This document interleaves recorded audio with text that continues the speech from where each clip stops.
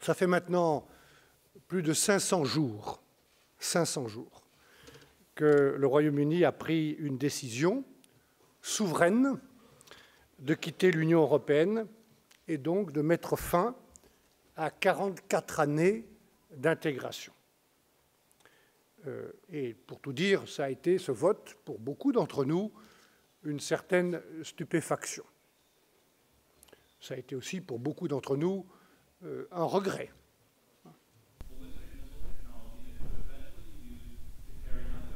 Cette décision, il y a maintenant à peu près 1 an et demi, intervenait dans un contexte de repositionnement stratégique de notre allié américain, accentué par l'élection et les premiers propos à l'égard de l'Europe du nouveau président américain Donald Trump. Cette décision intervenait après une série d'attentats sur le sol européen, souvent commis par des jeunes citoyens européens qui ont grandi chez nous au cœur de nos sociétés.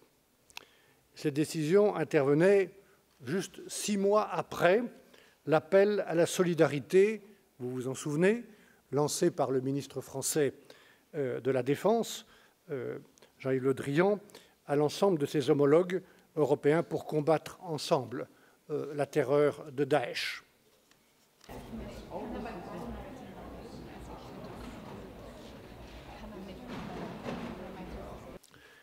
Jamais le besoin d'agir ensemble, de se protéger ensemble, d'être ensemble, n'avait été aussi fort, aussi évident.